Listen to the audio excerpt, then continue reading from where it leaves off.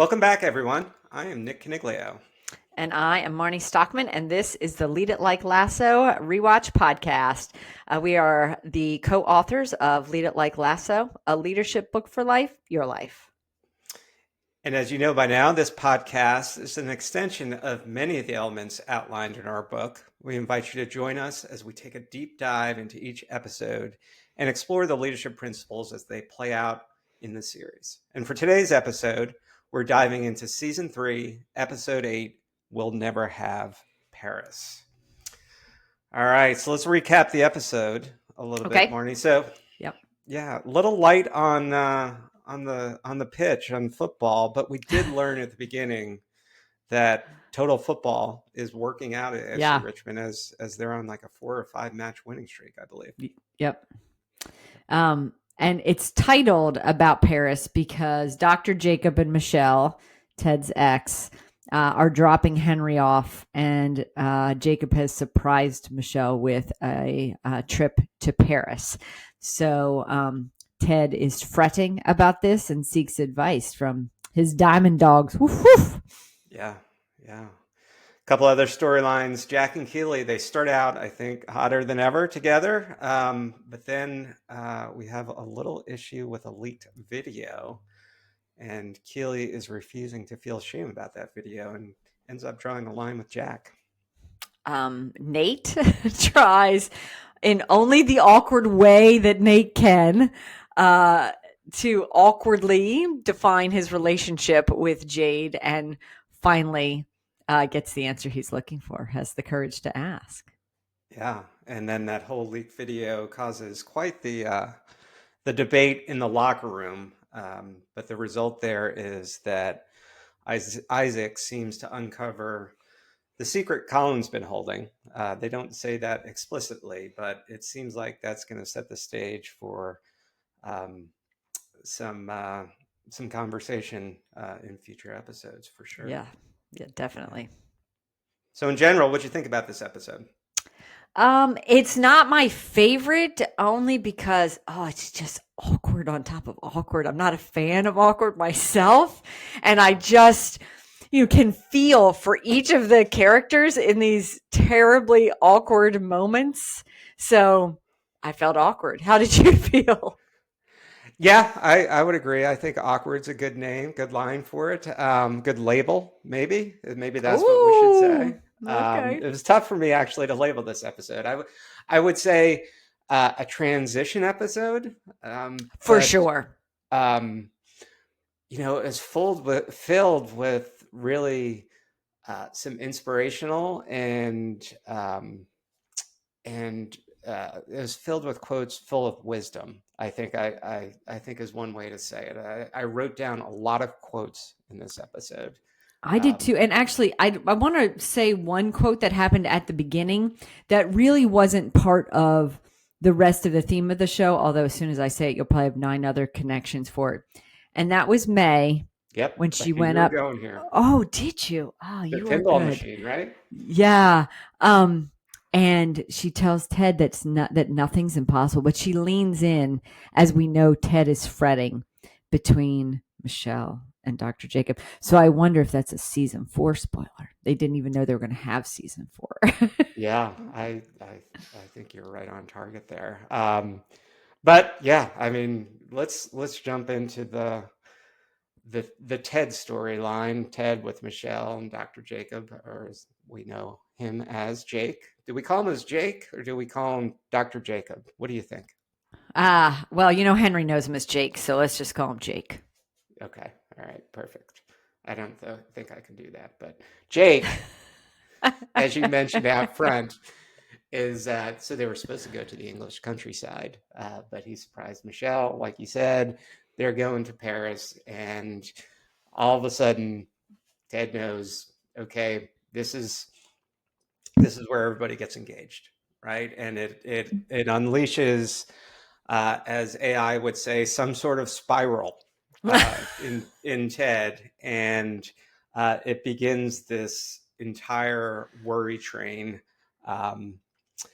Some that existential dread while we're on AI buzzwords. yes, Yeah. yes, that we can turn this into an AI episode for sure.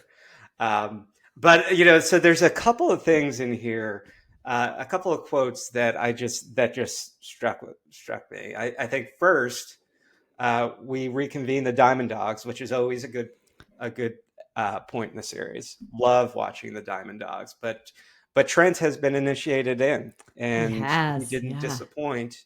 I think one of his first lines was, "Ted, you can't worry about something that hasn't happened yet." Yep. Um, and then Higgins follows that up with a line that I am sure to use both in my personal and professional life moving forward, which is, "You should find out before you flip out." Yes.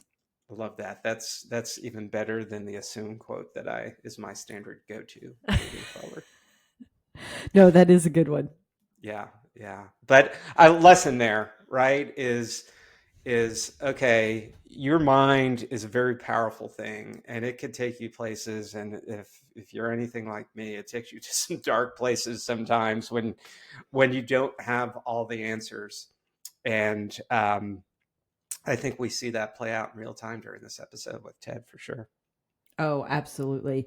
One of my favorite words is perseverate. I think I that do.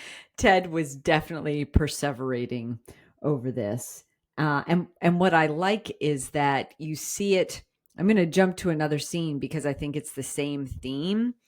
You see it when Beard is talking to Henry and says, um, the lyric from Hey Jude, which was, "You have the power to take a sad song and make it better." Yeah. Right. So you don't have to accept this for what it is. You don't have to sweat about it. You can turn it around, and saying, "Stop letting yesterday, what was it, get in the way of today," Get type in of the thing. way of today. Was Yeah. that Rebecca's line That to that Ted? was Rebecca's to Ted. Yeah. Absolutely. Yeah.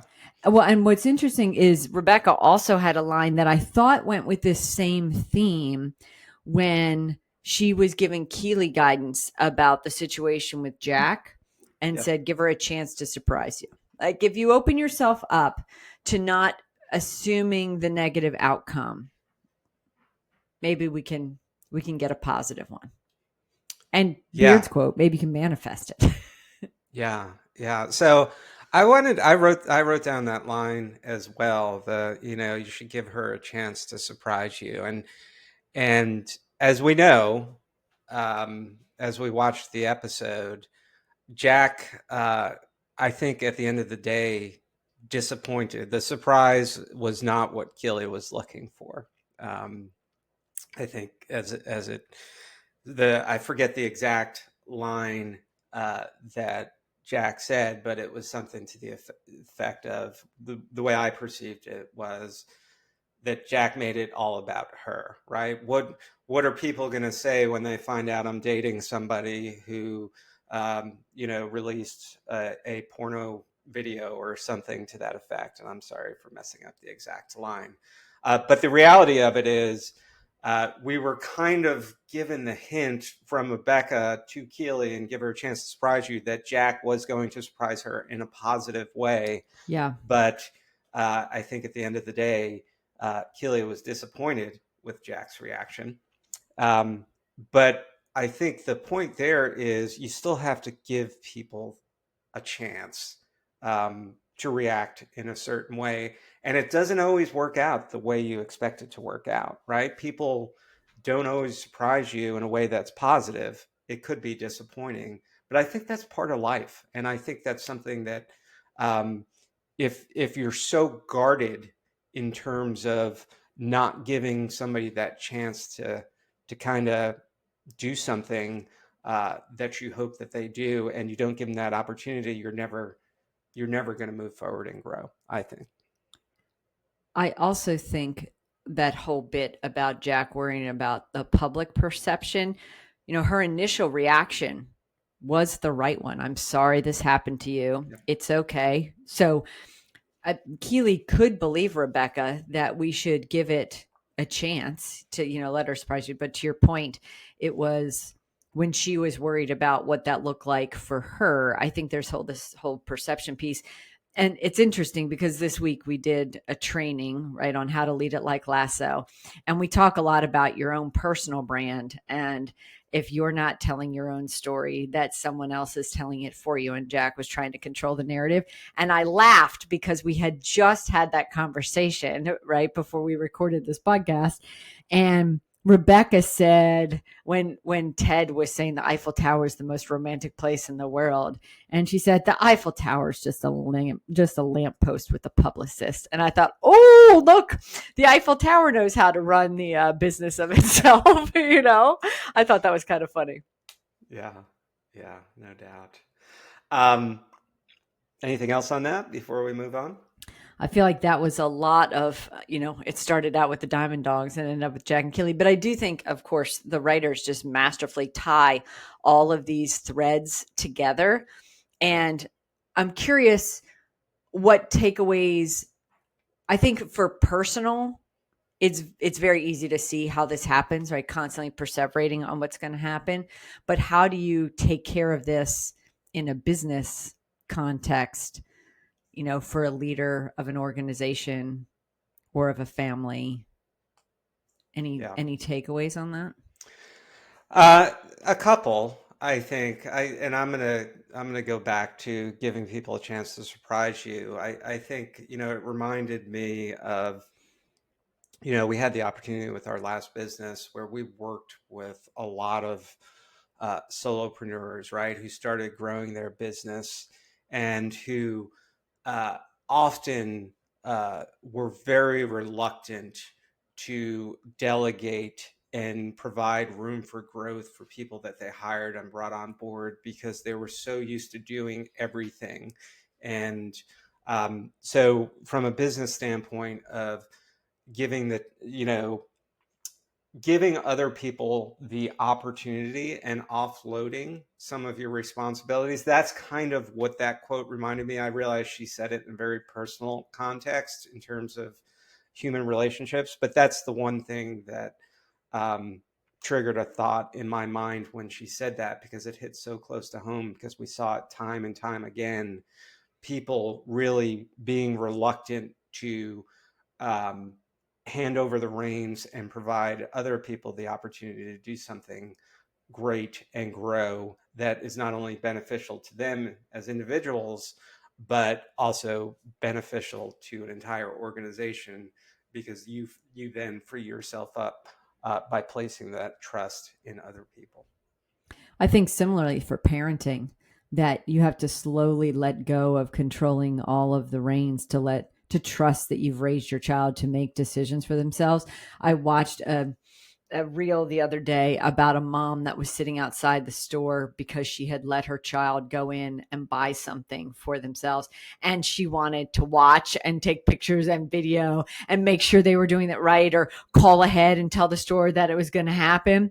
But her Yep. therapist had said, no, you need to let them do this on their own. And she was so proud when they had that growth and the confidence that it instilled.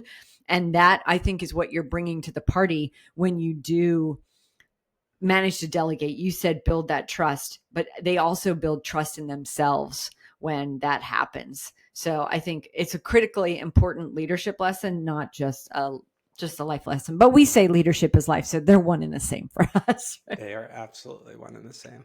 Yeah. Let's switch gears a little bit and let's talk Okay. about Nate.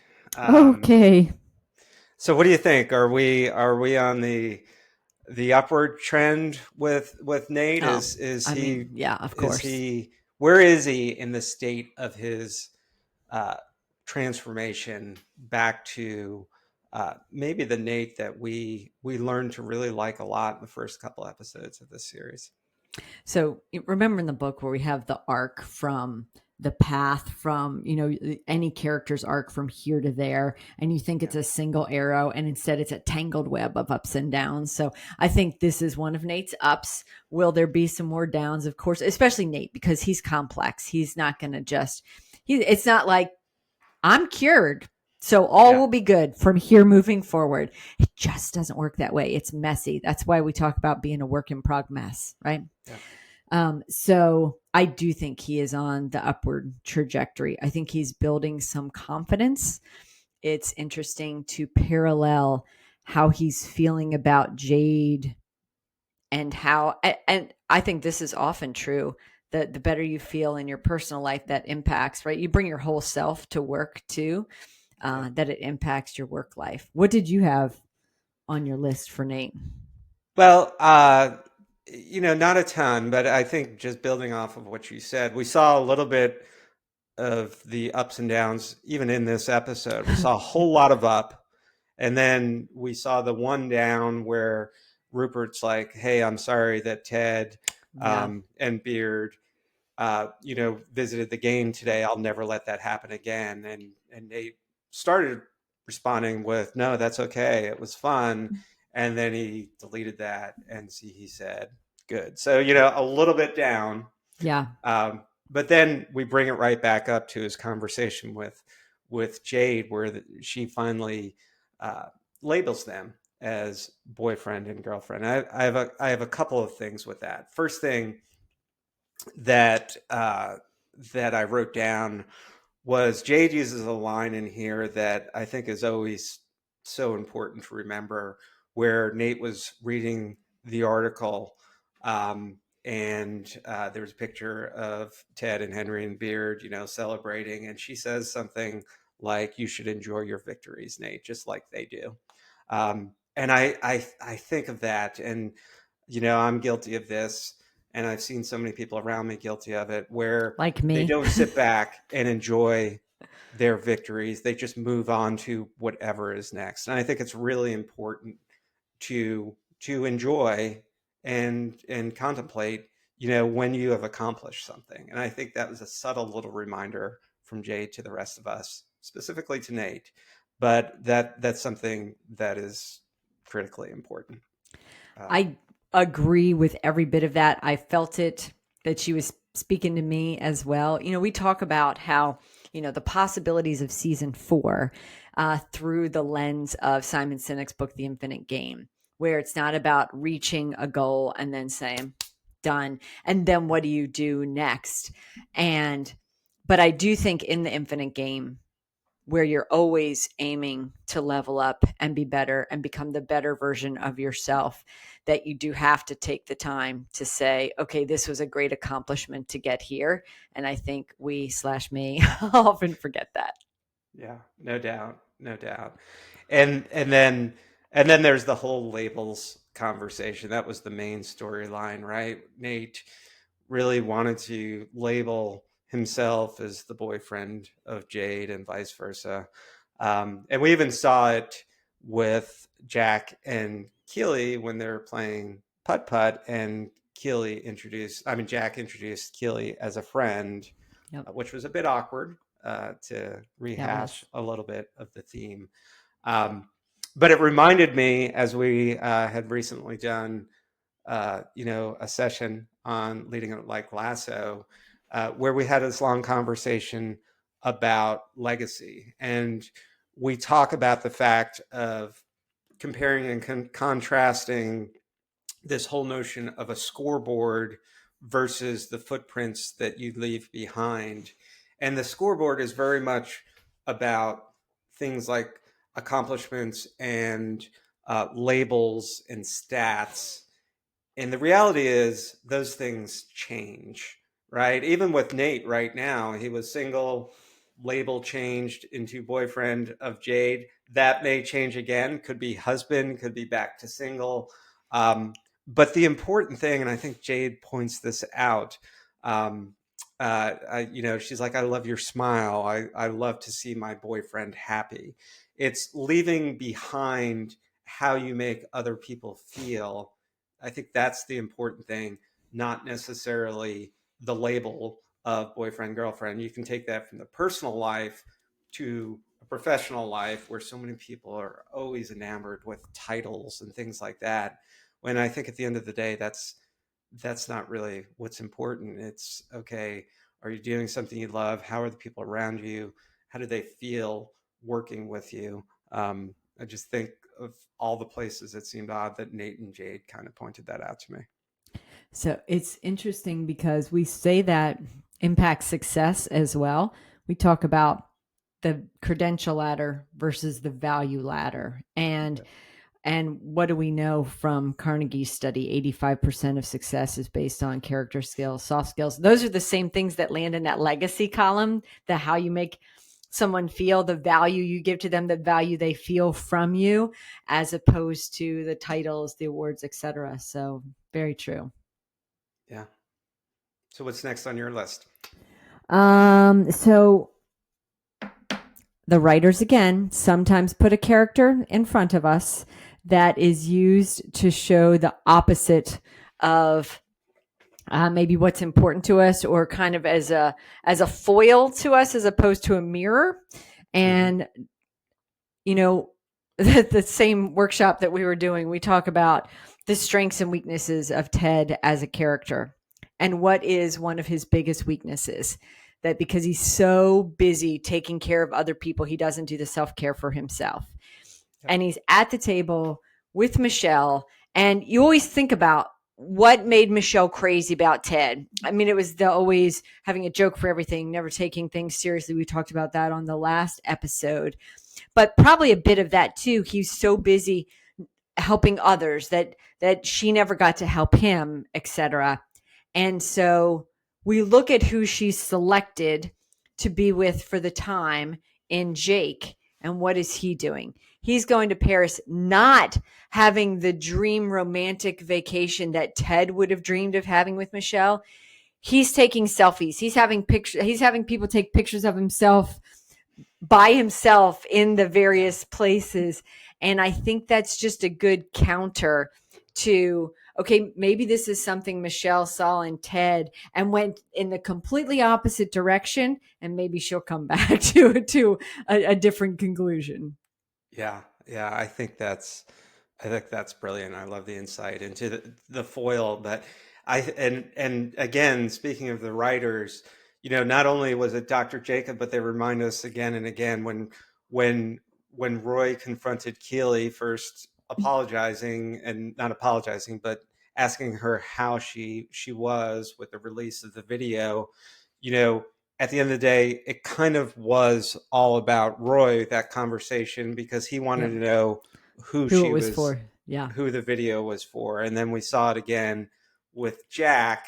It was all about Jack ultimately, because she didn't want to be seen with somebody who would put that type of video out there. And then the writer surprised us one last time and bring Jamie back to the fold when Jamie approaches Keeley and just again wants to know how she's doing, and we find out that Keeley actually created the video for Jamie, the video, of course, that she does not regret, that she's not embarrassed about. She had a good reason to send it, but I think the funniest part of that was Jamie was the one who was adamant about always deleting all the videos.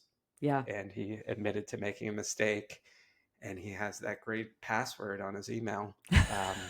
Password with 2 S's. How can anybody guess that? Coming from, our work with the IT space, I think everyone there gives a big shout out to Ted Lasso for basically rethinking your security, your privacy and security on the internet. Thank you for that. An important leadership principle as well, for the record. Yeah. So I don't think, unless you wanted to, I think we're gonna take a deeper dive into Isaac and Colin in these subsequent episodes. Agreed. Do you have anything you want to speak about on that? Agreed. I think the writers doing what they do, and frankly, I appreciated Isaac pausing, moving on. But there will be more on that for sure. Yeah. Anything else? Got that one. What is this last note? No, I think we got them all. The last note I just read was awkward. So apparently that is how I felt about the whole. Well, then that's perfectly fitting, because this seems like an awkward ending. So we'll say that is our whistle. Game's over, but the leadership lessons keep playing. As a reminder, you can find us here, there, and every effing where at Lead It Like Lasso on social, of course, on leaditlikelasso.com. And we'd love for you to check out our Snarky Sidekick newsletter, workinprogress.ai. And be sure to like, follow, subscribe, because apparently the algorithms really like that. Yeah, and I think our last edition we talked about the power of cussing. So I appreciate that you said here, there, and every effing where. So until next time, stay curious, stay kind, and keep leading it like Lasso.